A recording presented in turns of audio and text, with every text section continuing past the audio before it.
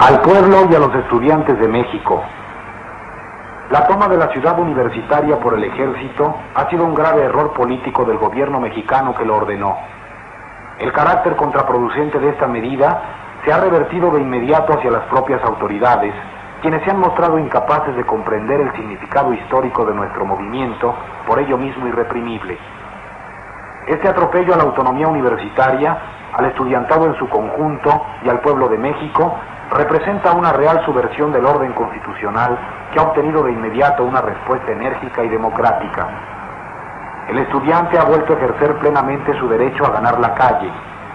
Lejos de intimidarse por la ilegal presencia del ejército en sus centros educativos y por la brutal represión de que a raíz de este hecho ha sido víctima, ha redoblado su combatividad a un nivel más elevado de formas de lucha y de conciencia política. El Consejo Nacional de Huelga no está constituido por individualidades aisladas, al modo como quiere entenderlo la ceguera de la burguesía en el poder y sus corifeos, sino por los representantes del mandato expreso y directo de las bases estudiantiles, cuya iniciativa es el motor esencial del movimiento. Por lo tanto, aun en el caso de que la represión suprimiera al actual Consejo Nacional de Huelga, de las bases mismas surgirá siempre la dirección más adecuada en función de las circunstancias que se presenten, para la obtención de todas las demandas expresadas en nuestro pliego petitorio. Frente a un poder público cada vez más reaccionario y desprestigiado, se levanta una lucha cada vez más popular y decidida. Consejo Nacional de Huelga.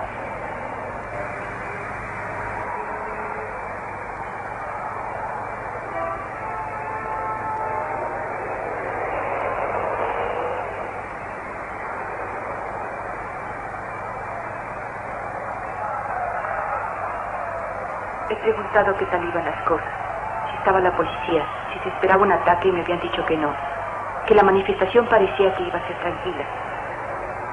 En realidad, en la terraza de la escuela número 7, donde la semana anterior, durante la otra manifestación, la de las antorchas, había visto durante todo el tiempo a los granaderos con las ametralladoras a punto, no había nadie, ni siquiera los granaderos.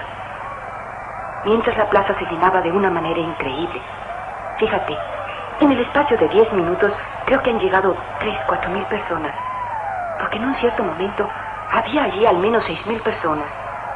Mientras la plaza se llenaba, ha llegado Ángel, otro chico de los jefes del Comité General de Huelga.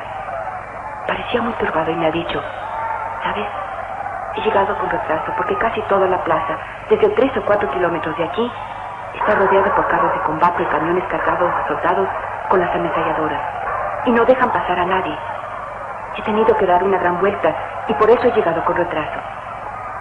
Entonces Sócrates fue al micrófono, en esta plaza que seguía llenándose, y dijo, compañeros, hemos cambiado de idea. Queríamos llevar la manifestación delante de la escuela, pero no vamos porque el ejército nos está esperando con los carros blindados, con los bazucas. Ir allá es una provocación inútil. Por eso les pido, compañeros, que apenas termine nuestra reunión, se dispersen y vayan a sus casas.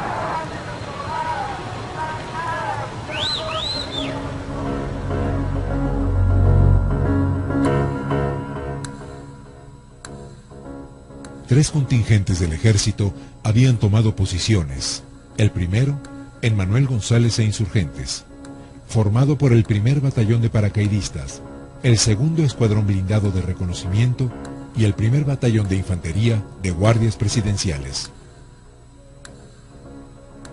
El segundo, en el Monumento a la Raza, compuesto por el 40 batallón de infantería, 2 compañías del 19 batallón de la misma arma y un escuadrón blindado de reconocimiento.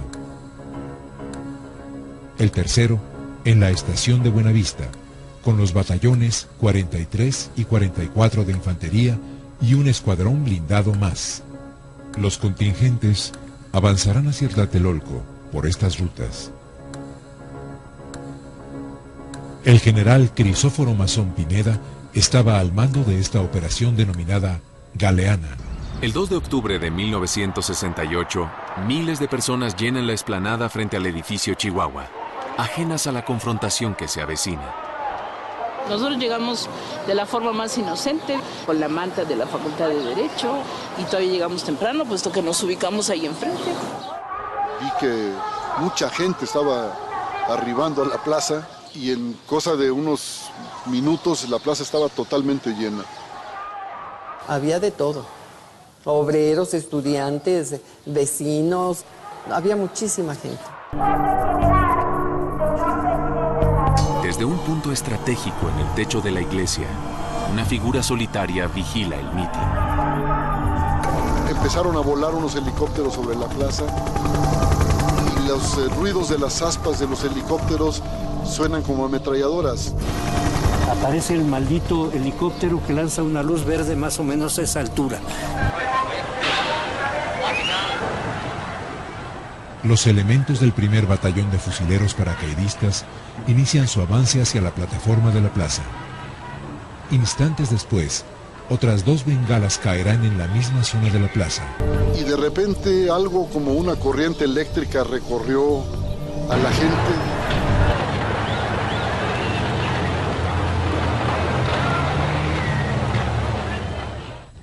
Corrían de un lado a otro en esta zona, pero no sabíamos por qué. Y entonces de repente comenzaron a sonar especie de balazos. El avance de los soldados bloquea 2 de las salidas de la plaza, forzando a los manifestantes a correr en una sola dirección.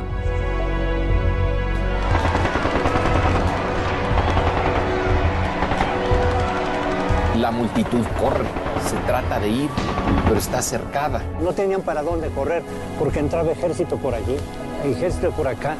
Venían con el marrazo, la bayoneta puesta en la punta de los fusiles. De las azoteas del edificio Chihuahua aparecieron bastantes metralletas a dispararle al contingente que estábamos aquí. Pues era un correr para todos lados. Y nosotros gritando, no corran, son de salvar. Nos asomamos y pues ¿cuál? Pues, se caían.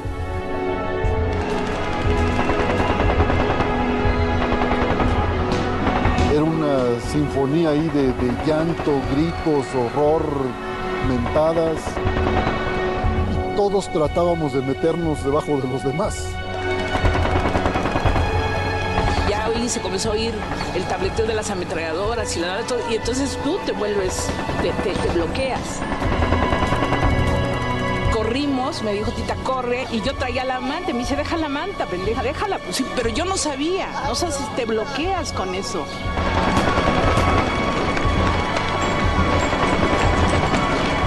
Era una cosa terrible, era una cosa que la gente corría para todos lados, la gente caía muertos por todos lados, la gente tropezaba con los muertos.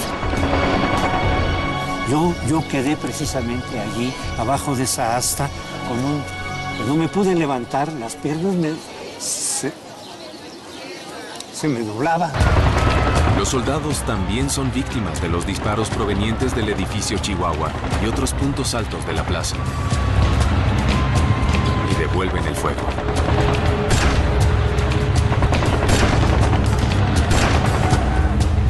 En el tercer piso del edificio Chihuahua, los líderes estudiantiles buscan refugio. Los que pueden se alejan del balcón.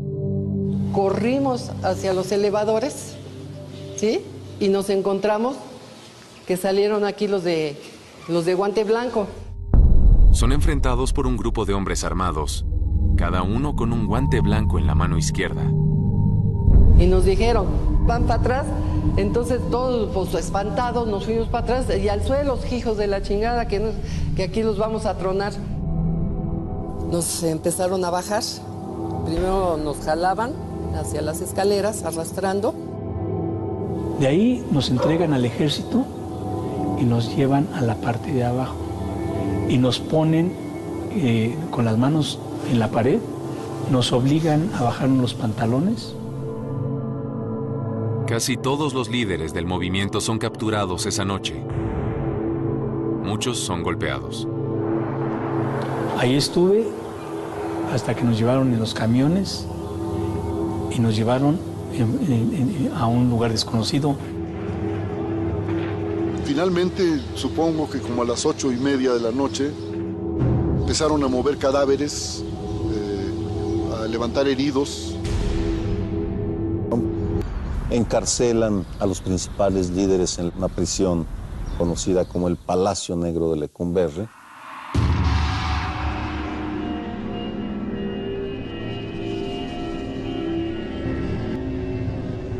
Y permanecimos en el bote casi 3 años, ¿no? Lecumberri era una cloaca, una cosa horrible. Los días previos a los Juegos Olímpicos, el régimen continúa la persecución a disidentes. Gustavo Díaz Ordaz se endurece, su gobierno se endurece terriblemente. No se acepta la mínima crítica. Tuvieron éxito, porque fue tal el shock que las Olimpiadas se pudieron llevar en santa paz. Los líderes que no están en prisión se esconden. El movimiento estudiantil llega a su fin. La mayoría se desmoviliza, es lo que quería el gobierno, y los más radicales se van a la guerrilla urbana. México entra en un periodo de guerra sucia.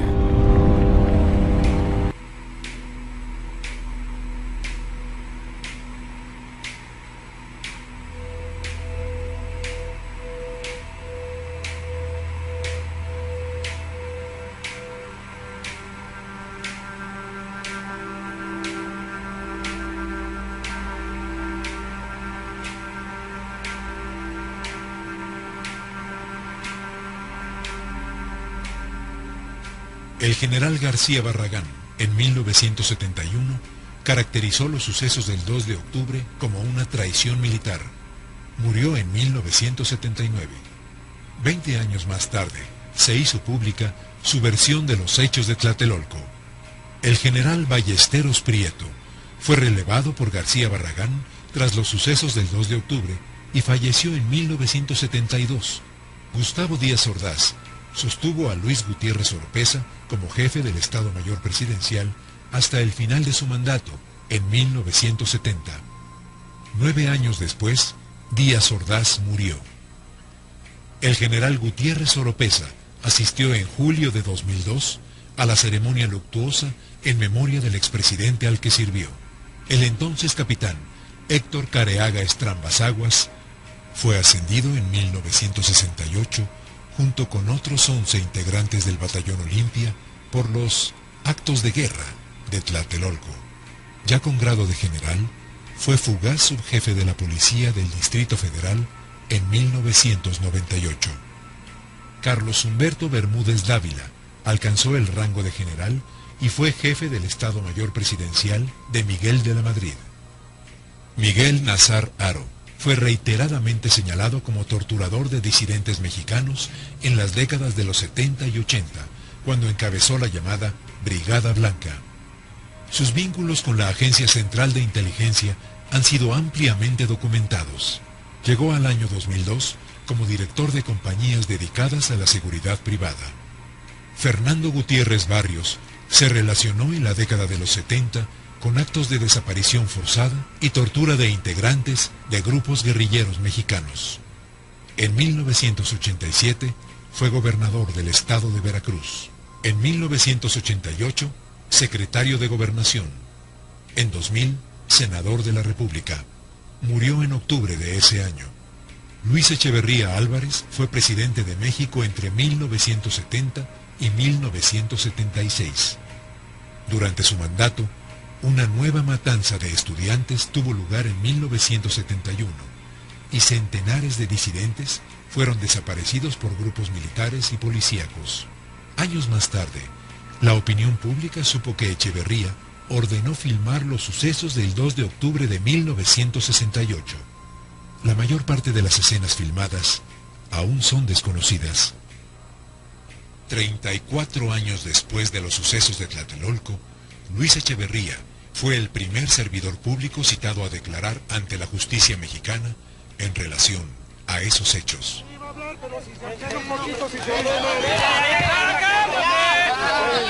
No se puede hablar así. Tienes que se calle. Tienes que se calle.